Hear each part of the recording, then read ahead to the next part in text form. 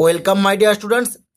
আজ আমি পঞ্চম শ্রেণীর রায় ও মার্টিন প্রশ্নবিচিত্রার 2026 সালের দ্বিতীয় পর্যায়ক্রমিক মূল্যায়নের আমাদের পরিবেশের 207 নম্বর পেজের 1 নম্বর স্কুলের প্রশ্নগুলি সলভ করব।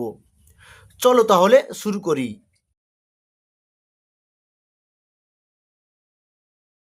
ক্লাস 5-এর রায় ও মার্টিন প্রশ্নবিচিত্রার দ্বিতীয় পর্যায়ক্রমিক মূল্যায়নের 207 নম্বর পেজের 1 নম্বর স্কুলের একের দিকেছে সঠিক উত্তরটি নির্বাচন করো। একের দাগ, এক শৃঙ্গ গন্ডার দেখা যায়, এর উত্তরটা হবে গ জলদাপাড়ায়। একের দুই দাগ, রেল ইঞ্জিন তৈরির কারখানা আছে, এর উত্তরটা হবে খ চিত্তরঞ্জনে। একের তিনের দাগ, অর্কিডের জন্য বিখ্যাত শহর, এর উত্তরটা হবে ক। একের চারের দাগ, ঝিনুক দিয়ে মূর্তি গড়ে, এর উত্তরটা হবে ঘ। একের পাঁচের দাগ, প্লেগ রোগীদের জন্য সেবা করেছেন, এর উত্তরটা হবে ঘ। দুয়ের দাগ, শূন্যস্থান পূরণ করো।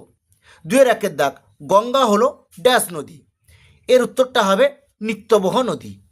দুয়ের দাগ, দ্বারকেশ্বরের দক্ষিণে ড্যাশ নদী গিয়েছে, এর উত্তরটা হবে শিলাবতী নদী গিয়েছে।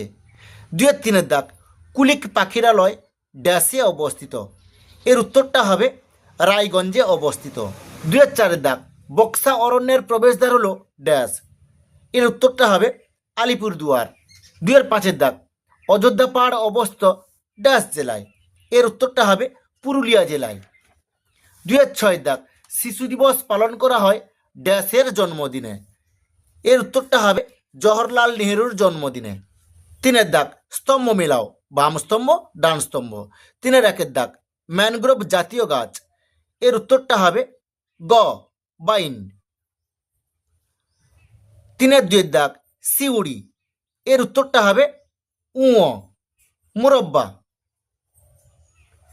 তিনের দাগ, রবীন্দ্রনাথ ঠাকুর, এর উত্তরটা হবে ক শান্তিনিকেতন।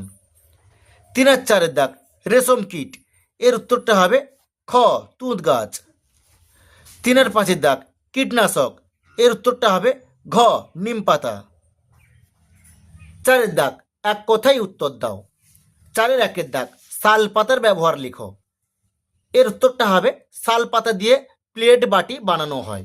চারের দুই দাগ, সুন্দরবন অঞ্চলের পশ্চিমবঙ্গ অংশে বসতিহীন দ্বীপের সংখ্যা কত, এর উত্তরটা হবে 100টি। চারের তিনের দাগ, আলিপুরদুয়ারের দুটি নদীর নাম লিখো, এর উত্তরটা হবে তোরসা ও কালজানি। চারের দাগ, সুন্দরবন অঞ্চলের দুটি নদীর নাম লিখো, এর উত্তরটা হবে মাত্রা ও বিদ্যাধরী। চারের পাঁচের দাগ, ডিরোজিওর পুরো নাম লিখো, এর উত্তরটা হবে হেনরি লুই ভিভিয়ান ডিরোজিও। চারের ছয়ের দাগ, সিঙ্গালীলা পর্বতশ্রেণী কোথায় অবস্থিত, এর উত্তরটা হবে দার্জিলিংয়ে অবস্থিত। পাঁচের দাগ, নিচের প্রশ্নগুলির সংক্ষেপে উত্তর দাও।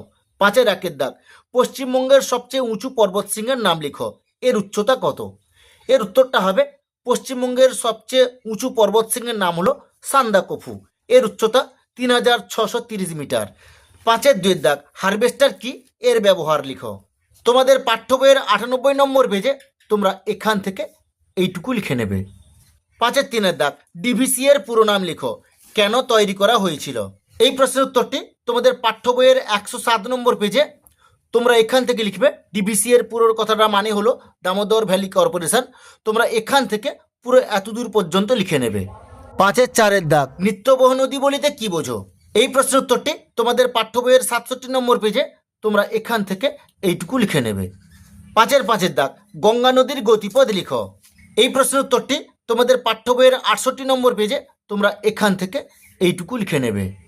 পাঁচের ছয় দাগ, লুপ্তপ্রায় মাছ কাকে বলে, উদাহরণ দাও।